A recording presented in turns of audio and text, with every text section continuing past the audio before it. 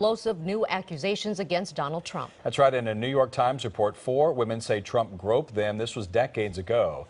And KCON9 political reporter Bryan has details of this latest drama on the presidential campaign today. Dave? Plenty of drama, and you know we're getting into the home stretch of this campaign, so the gasoline is being poured on the fire right now. Already at war with Hillary Clinton, the Republican House Speaker, and defectors from his own party, tonight Donald Trump is now facing new accusations from women who charge he improperly groped and kissed them and then lied about it in the last debate. Hands up me, GOP! On a day when women protested Donald Trump's behavior with women outside the Trump Tower in Manhattan, he's now facing charges from at least 4 female accusers who say he groped or sexually harassed them. One of them is 74-year-old Jessica Leeds, who told the New York Times Trump was touching and groping her when she sat next to him on a flight to New York more than 35 years ago. It was a real shock when all of a sudden his hands were all over me. He started encroaching on my space. And I hesitate to use this expression, but I'm going to. And that is, he was like an octopus. It was like he had 6 arms. He was all over the place. And if he had stuck with the upper part of the body, I might not have gotten that upset. But it's when he started putting his hand up my skirt, and that was it. 3 other women are now telling similar stories of unwanted advances and uninvited kissing and groping.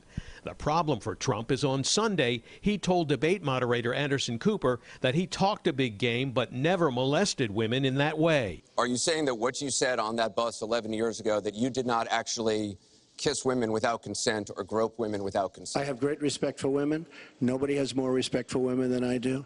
So for the record, you're saying you never did that? I said things that, frankly, you hear these things are said, and I was embarrassed by it.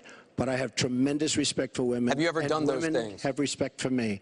And I will tell you, no, I have not. The Trump campaign fired back that this entire article is fiction, and for the New York Times to launch a completely false coordinated character assassination against Mr. Trump on a topic like this is dangerous. It calls the article a smear on Mr. Trump that trivializes sexual assault and sets a new low for the media.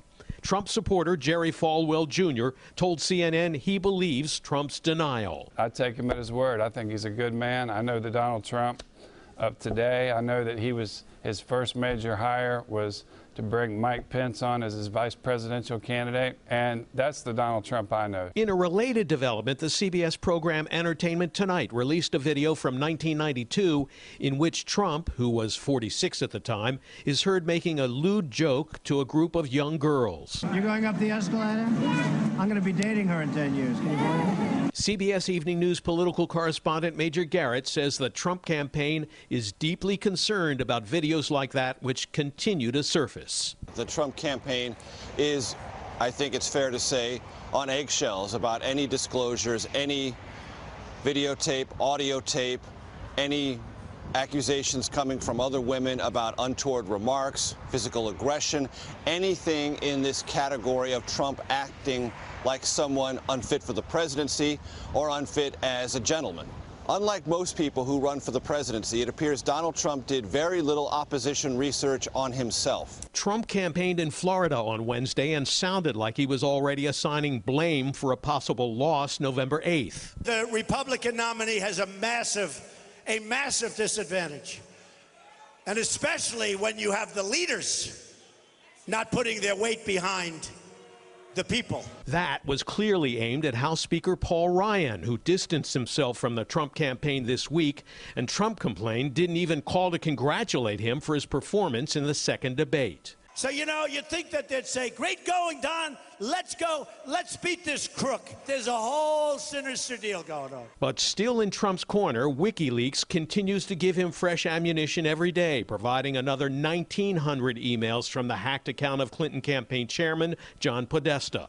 In one exchange from early last year, top aide Huma Abedin wrote that Clinton was worried that questions about the foundation and emails were overshadowing speeches laying out her proposals.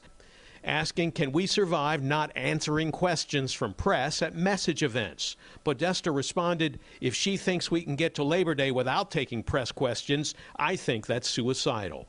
The Trump campaign seized on this email from 2011 in which Jennifer Palmieri, who would go on to become Clinton's communications director, mused about a report that News Corp chairman Rupert Murdoch was raising his children Catholic. I imagine they think it is the most socially acceptable conservative religion, wrote Palmieri. Their rich friends wouldn't understand if they became evangelicals. They attack Catholics and evangelicals viciously. I'm a Catholic. I don't recognize that email that we saw, and this whole effort is led by the Russians. So the third and final debate is scheduled for a week from tonight in Las Vegas. And if the volatile events of today are any measure, there could be plenty of fireworks in Vegas next Wednesday night. Jeff?